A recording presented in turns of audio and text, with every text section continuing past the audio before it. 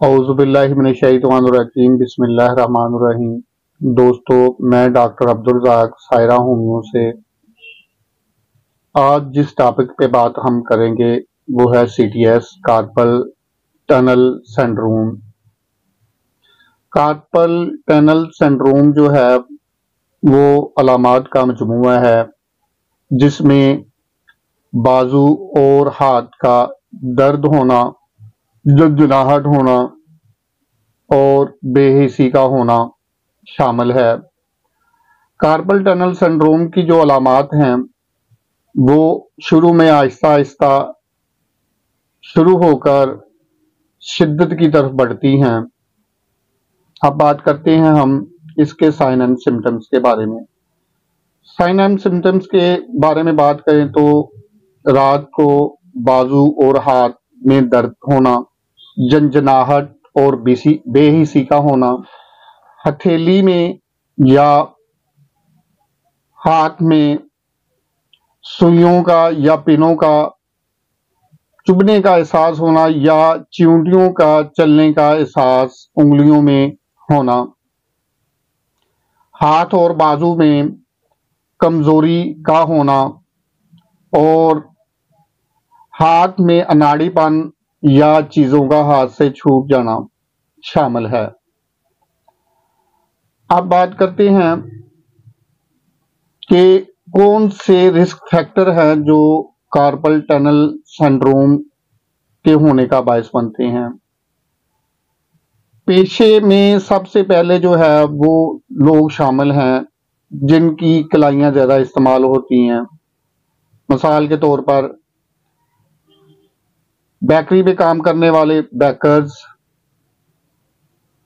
ये गटर साफ करने वाले जिसे इंग्लिश में सीवर्स बोला जाता है, कारपेंटर्स बढ़ाई का काम करने वाले, कंप्यूटर का काम करने वाले जो मुसलसल माउस को और कीबोर्ड को इस्तेमाल कर रहे होते हैं। अगर जिन्स की बात करें तो ये कंप्लेन जो है वो बानिस्बत मर्दों के औरतों में ज्यादा आती है। उसकी दो वजूहात होती हैं। पहली वजह तो ये है कि इनका कार्पल टनल जो होती है वो स्मॉल साइज में होती है फीमेल्स में। दूसरा ये है कि ये प्रेगनेंसी के दौरान भी हो सकती है। अब बात करते हैं कि वो वजूहात जिनकी बिना पर नर्व्स को नुकसान पहुंचता है। वो सबसे पहले उसमें डायबिटिक पेशेंट आते हैं, डायबिटीज आती है। इसके अलावा रूमेटिक आर्थराइटिस भी इसका बायस बन सकता है। इसके अलावा मोटापा और हाइपोथायराइडिज्म भी शामिल हैं। इसके अलावा कार्पल टनल में जो है वो ट्यूमर वगैरह की ग्रोथ भी हो सकती है, बिनाइन ट्यूमर की, जिसमें लाइपोमा शामिल है या गैंग्लियन एक कैफियत होती है उसमें होता है, या एक मरूसी बीमारी है जिसे चार कोर टूथ डिजीज कहा जाता है, वो भी इसका बायस बनती है। और इसके अलावा हमल के दौरान भी यहाँ जो है यहाँ रीमा वगैरह हो सकता है जिसकी वजह से भी कार्पल टनल सिंड्रोम की जो अलामात शुरू हो जाती हैं। अब बात करते हैं कि ये कार्पल टनल सिंड्रोम है क्या। कार्पल टनल सिंड्रोम यहां से यहां एक लिगामेंट लगा होता है जिसके नीचे से हमारी मेडियन नर्व गुजरती है और ये मेडियन नर्व की जो सप्लाई है हमारे अंगूठे में, शहादत वाली उंगली में और ये बड़ी उंगली में, और इस उंगली का ये आधा हिस्सा शामिल होता है। जहां से सेपरेशन शुरू होती है, सेपरेशन या इन्फ्लामेशन, सेपरेशन की वजह से इन्फ्लामेशन हो जाती है और जहां जहां तक ये मेडियन नर्व की ब्रांचेस जाती हैं या सप्लाई जाती है वहां वहां के एरिया में यहाँ भी शुरू ये उंगली का आधा हिस्सा और ये दो उंगलियां और ये अंगूठा, इनमें कहीं भी दर्द हो सकती है, नमनेस हो सकती है और रात को दर्द जो है, दर्द की शिद्दत की वजह से मरीज जो है ना वो उठकर बैठ जाता है। इसको डायग्नोज करने की बात करें तो इसमें वो 2 तरह के टेस्ट जो है हम अपने क्लिनिक पे डॉक्टर हजरात जो है ना वो कर लेते हैं, जिसमें इसको डायग्नोज करने के लिए हमें इससे पहला टेस्ट जो है हम उसे बोलते हैं टाइनल साइन, जिसमें हथेली को मेडियन नर्व पर ऐसे टैप करते हैं।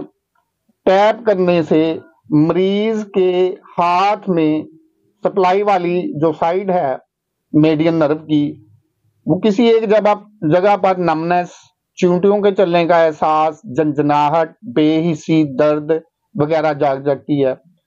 दूसरा जो है टेस्ट उसे हम बोलते हैं फैनल साइन टेस्ट। वो इस तरह करते हैं कि दोनों हथेलियों को ऐसे मिला के मरीज को कहा जाता है कि 30, 40 या 45 सेकंड ऐसे रखे। इस तरह रखने से जो कार्पल टनल सिंड्रोम की अलामात हैं वो शिद्दत अख्तियार करना शुरू कर देती हैं। अगर 60 सेकंड तक ये ना शुरू हो तो ये कार्पल टनल सिंड्रोम नहीं हो सकता। कार्पल टनल सिंड्रोम को डायग्नोज करने के लिए और दूसरी वजूहात को खारिज करने के लिए हम इसका एक्सरे भी करवा सकते हैं, मगर एक्सरे से ज्यादा जरूरी जो है वो टेस्ट, दूसरा जो टेस्ट है वो ईएमजी यानी कि इलेक्ट्रोमायोग्राफी है, जैसे ईसीजी है। बरकी रो गुजार केयर कार्पल टनल से तो ये इससे डायग्नोज किया जाता है। अब बात करते हैं प्रिवेंशंस के बारे में। प्रिवेंशंस के बारे में बात करें तो आप इसके लिए आपको इधर ये ग्लव्स में एक सप्लेंट रेस्ट दिख रहा है, ये पहनना शुरू कराते मरीज को। इसके पहनने से भी मरीज को अफाका होता है। ये जो ग्लव्स में सप्लेंट है, रिस्ट सप्लेंट बोलते हैं इसे, इसके ना यहाँ पे जो है वो हार्ड प्लेट लगी होती है जो कि हमारी कलाई को सपोर्ट देती है, जिसकी वजह से कलाई के ऊपर जो वजन है वो कम हो जाता है, जिससे मरीज को अफाका होता है। अब बात करते हैं एक्सरसाइज की। तो मुख्तलिफ एक्सरसाइजें बताई जाती हैं जिसकी वजह से आप इसका जो प्रेशर है कार्पल टनल सिंड्रोम की वजह से मेडियन नर्व पे वो कदरे बेहतर हो जाता है।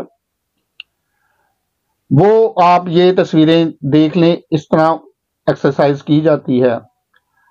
अब बात करते हैं हम गज़ा की। गज़ा जो है वो सेहतमंद गज़ा इस्तेमाल कीजिए, एक्सरसाइज कीजिए, इससे आपकी सेहत में बेहतरी आती है। अगर मरीज पहले से कोई एलोपैथिक अद्वियात इस्तेमाल कर रहा है तो सबसे पहले हम नक्सवमी का 1 mg की एक डोज इस्तेमाल करवाते हैं। इसके बाद ड्रोसरा 1 mg की 3 खुराकें सुबह, दोपहर, शाम के हिसाब से। इससे अगले दिन ऑरोमेट CM की 3 खुराकें सुबह, दोपहर, शाम के हिसाब से। बाद एक्टिया स्पेक्टा CM की 1 खुराक एक दिन में।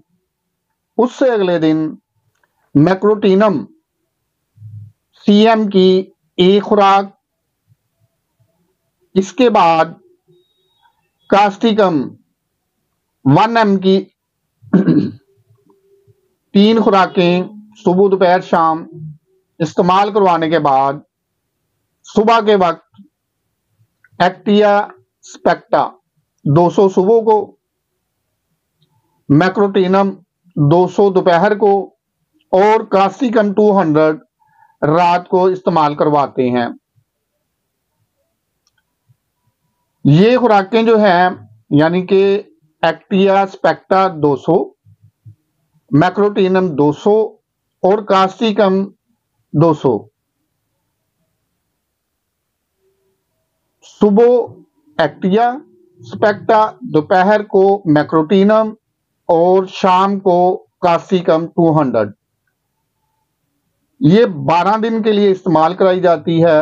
12 से या 15 दिन के बाद 12 से या 15 दिन के बाद दोबारा जो है यही ऑर्डर दोहराया जाता है, रिपीट किया जाता है। ये जो दूसरा ऑर्डर है मेरे उस्ताद मोहतरम डॉक्टर अब्दुल हमीद मंगल साहब का है। इसमें सबसे पहले नक्स 1 mg की एक डोज, उसके बाद सल्फर 1 mg की एक डोज, इसके बाद